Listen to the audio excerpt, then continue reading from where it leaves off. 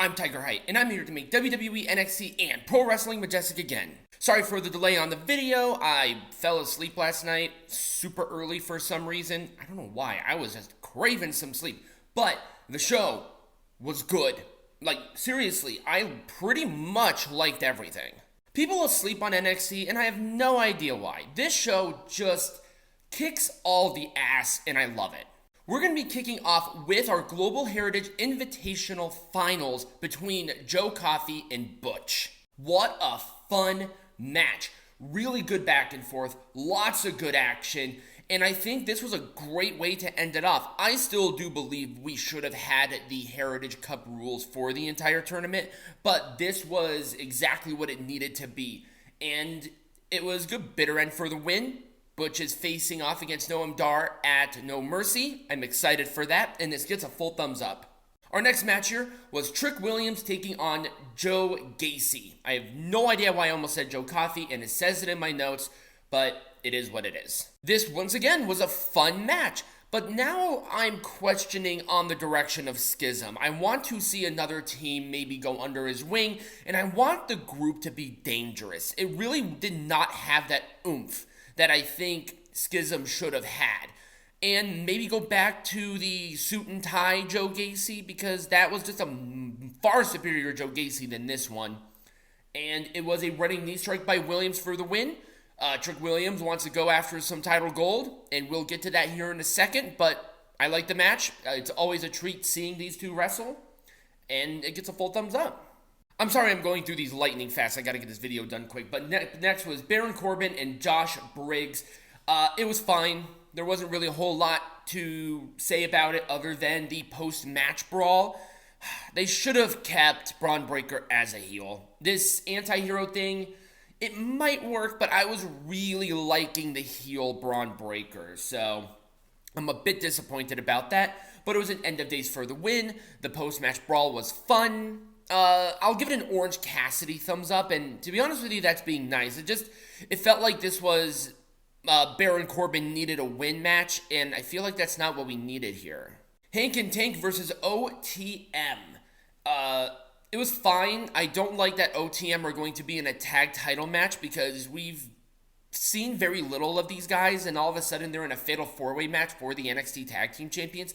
At the very least, the other guys have that credibility intact, and I like OTM, don't get me wrong, but I've probably only seen 2 matches of theirs.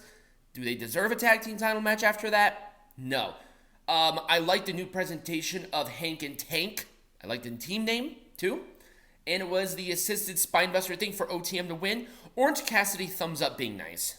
So in a strap match, we have Eddy Thorpe and Dijak. Oh my god, this match was so much fun. These two beat the crap out of each other, and I am all for it. There was Eddy Thorpe's family at ringside. They really incorporated that in nicely, and it was an elbow drop with the strap. I am not sure how that would make that hurt any more than it does, but this was definitely... Now, I won't say that. Eddy Thorpe's match with Damon Kemp was far superior, but he's getting better. And it was a post-match by Dijak, so at the very least he has some momentum, but goddamn, this guy cannot pick up a win to save his life. I've mixed feelings. I like the match, but Dijak really needs a big-time win because I'm starting to... His credibility is starting to go in a tank, and that is incredibly disappointing, but I'm going to give this a full thumbs up. Dani Palmer versus Thea Hale. Thea Hale has new look, new theme song, new graphics for her stuff, and I totally dig it. And I like the forward aggression. Now, I kind of wish they played into the bad girl thing a little bit longer, where she's conflicted about being the positive bitch and the bad girl. So I think they rushed that, and that's very disappointing because I was really liking that conflict with Thea. But I really also like how they had JC Jane stare at Chase U very smuggingly, like, now she's mine, and I like it. I really like that manipulation thing. Maybe this is where JC needs to be. Maybe she needs a faction. We were all saying that Gigi Dolan was the girl. To be honest with you, She had a match scheduled too, and they totally took that out. I have no idea why. I'm really starting to like what they're doing with Gacy now. With Thea, maybe add somebody else. That'd be interesting. Kimura Lock for the win. It was fine. I'll give it an Orange Cassidy thumbs up. They tried hard. Maybe a little more momentum, maybe a little more time probably would have sufficed. They packed this show, man, but I like this match. So this was originally going to be a triple threat match to determine the number one contender for the North American Championship, but they made it into a fatal four-way match after Trick Williams got his request to go after the North American Champion. So we have Dragon Lee, Axiom, Tyler Bate, and Trick Williams. Oh my god, this match was good. This match was good. I mean, it gets a full thumbs up. It was close to a 2. It was very close.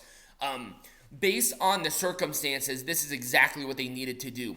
Boom, you establish 4 credible contenders for North American Champion after Mustafa Ali was fired. They did it all at once. You establish a lot of great stuff here. The match was good. Again, it was awesome. People were super into it. And it was a headbutt. So how this happened was Dragon Lee headbutted Trick Williams. Trick Williams bounced off of the ropes and fell onto Tyler Bate after he got absolutely annihilated with, oh god, what did Dragon Lee do? Dragon Lee hit a move, and Tyler Bate was totally down. Trick Williams interrupted the pin, got the headbutt, bounced off the ropes, fell into the pin. I'm not 100% big on that, but Trick Williams versus Dominic Mysterio for the North American Champion, oh hell yeah, that's what's up. Up next was the contract signing between Carmelo Hayes and Ilja Dragunov. It was really good. These two have great chemistry, and I really like this. Gotta end this quickly. Sorry about that. But let me know what you thought about the show in the comments down below or right over here next to me. Become a patron, get hats. All those will be linked in the bio or in the description. And as always, be majestic.